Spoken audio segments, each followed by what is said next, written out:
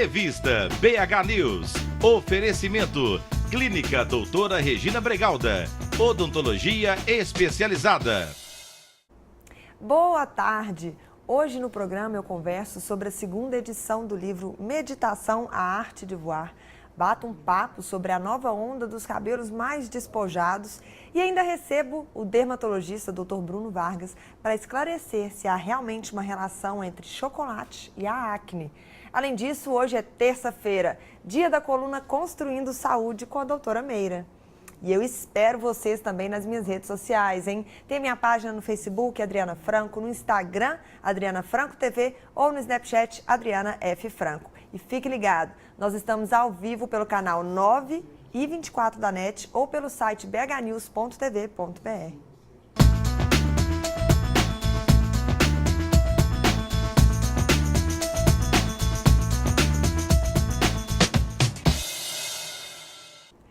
Eu já ouvi muitas vezes que chocolate dá espinhas. Conheço pessoas, inclusive, que nem na Páscoa comem o chocolate com medo das temidas erupções na pele.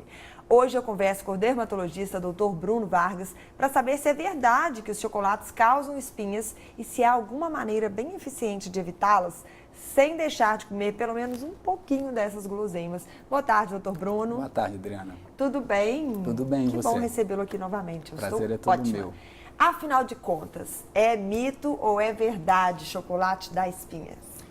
Então, por muito tempo acreditou-se que o grande vilão da acne era a gordura. E associou-se muito o uso do chocolate ou das substâncias gordurosas com a acne. Hoje a gente sabe que existe uma relação de alguns alimentos com a acne sim, mas o grande vilão é o açúcar. É o carboidrato que a gente chama de alto índice glicêmico, aquele carboidrato que é absorvido muito rapidamente. Sim. E ele faz uma elevação da glicose no sangue muito rápida e dá um pico de insulina. E essa insulina em excesso, ela leva, dentre outros malefícios para o corpo, ao surgimento da acne. Sim. Então, realmente, os chocolates que possuem uma grande quantidade de açúcar, pelo açúcar e não pela gordura, Sim. seria o responsável, ou seja, um fator a mais para desenvolver a acne em pessoas predispostas. Ok, em pessoas predispostas. Sim. Eu, por exemplo, tenho uma sorte com acne, eu não tenho muita não, é muito difícil. A acne é uma patologia, é uma alteração da pele. Ela tem dois momentos importantes. Um é a adolescência. Nem na adolescência eu sofri. A gente sabe que na adolescência, pela questão da variação hormonal, tanto nos homens quanto nas mulheres, é uma fase que a acne aparece e algumas mulheres na idade adulta costumam ter acne novamente, chama de acne da mulher adulta, é um quadro muito hormonal também. Nessa fase, quem tem essa predisposição, alguns alimentos podem contribuir, né, para o surgimento da acne e um deles é o açúcar. E o chocolate ficou como um grande vilão.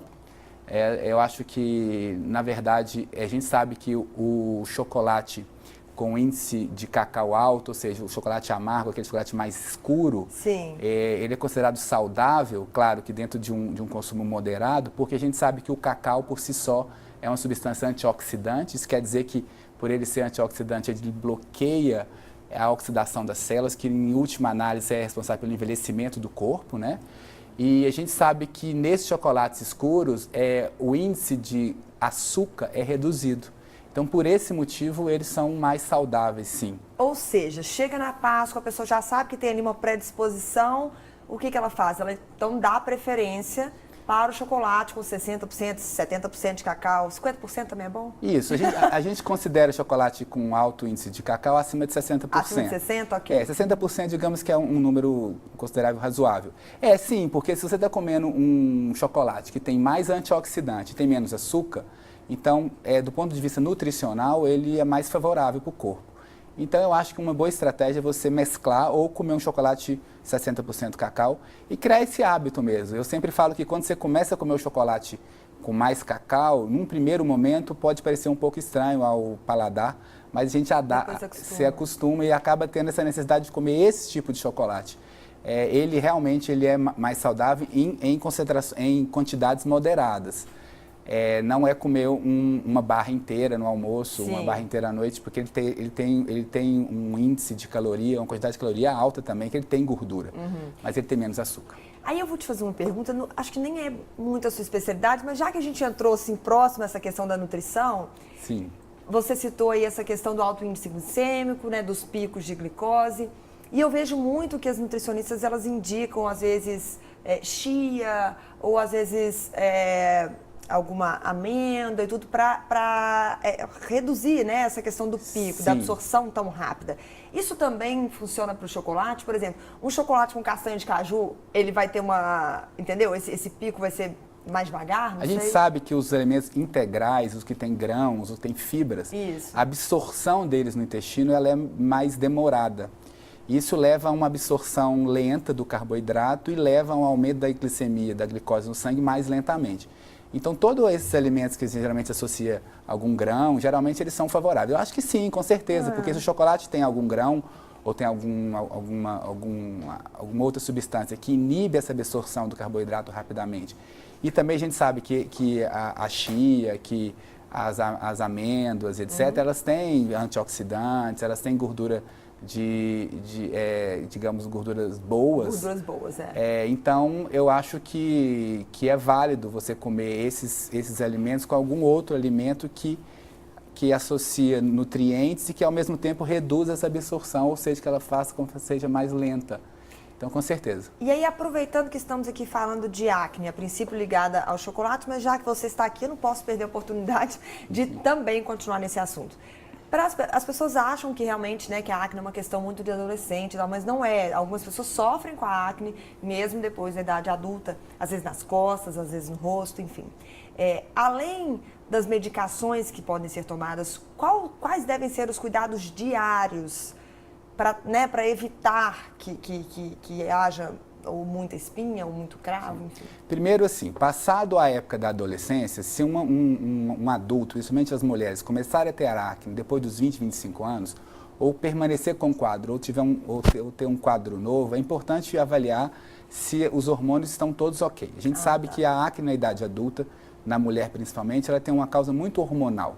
Então, às vezes, a mulher pode estar com um descontrole hormonal ovariano, com ovário policístico, ou alguma outra causa que leva a esse pico de hormônio, e esse pico de hormônio está levando a uma oleosidade na pele que leva à acne e todas as consequências da acne. Uma vez investigado essa questão, é importante, se foi encontrado algum critério ou se não alguma alteração, existem medicações, enfim, os próprios anticoncepcionais, existem anticoncepcionais com essa função de bloquear um pouco o hormônio. Então, isso é uma coisa, isso provavelmente eu gosto de tratar junto com algum outro especialista, às vezes o ginecologista junto com o dermatologista, porque junto a gente consegue chegar em um consenso e cada um na sua área trata o paciente. É importante essa rotina diária. Um paciente de pele oleosa, seja ele adolescente ou adulto, é importante ter uma rotina com o rosto. Primeiro, lavar o rosto, higienizar a pele com um sabonete para a pele oleosa, claro, né? Existem as substâncias como ácido salicílico, enxofre, entre outros, que associados aos sabões, eles têm a função de tirar as impurezas e de tirar um pouquinho do excesso de oleosidade também.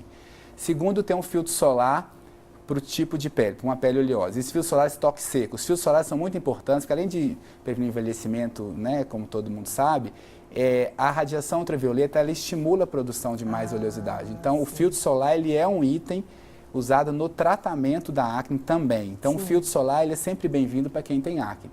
E um filtro solar toque seco, o paciente que tem a pele oleosa, ele vai se sentir mais confortável e então existe filtro solar para esse tipo de pele. Segundo, existem vários tratamentos que você pode aplicar, os ácidos, os antibióticos, aí depende muito do grau da acne, né? É importante classificar, ir no especialista, classificar qual tipo de acne você tem. A acne da mulher adulta, por exemplo, a gente pode entrar com algum antiandrogênico, né? Às vezes um anticoncepcional ajuda, então é importante avaliar o tipo de acne, o grau da acne e tratar a causa específica. Uma vez tratado a acne, alguns pacientes ficam com algumas sequelas, como a cicatriz, que é o principal problema da acne, é o que ela deixa na pele depois que ela melhora, que ela passa essa fase. Hoje em dia existem alguns lasers, alguns tratamentos que você consegue amenizar a cicatriz. Claro que cicatriz sempre será uma cicatriz, então é muito mais... Hoje em dia a gente tem trabalhado muito mais no combate da acne, justamente para não ter a cicatriz. Porque a gente sabe que o tratamento de cicatriz é um tratamento longo, é caro e você não resolve 100% do quadro.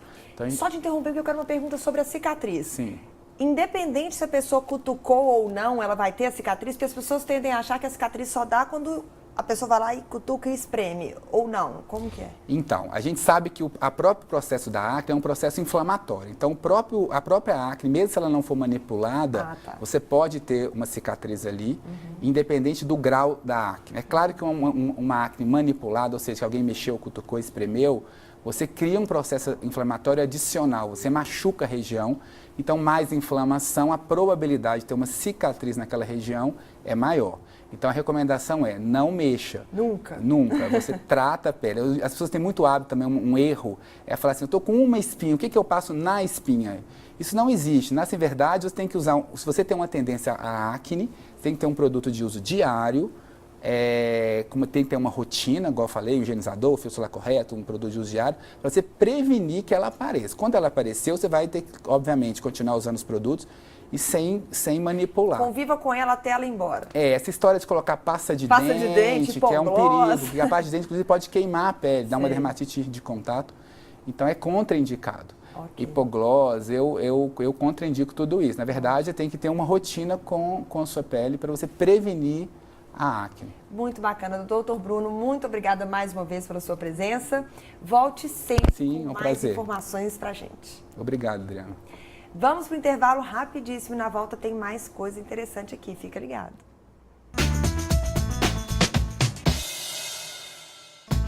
Revista BH News. Oferecimento. Clínica Doutora Regina Bregalda. Odontologia especializada.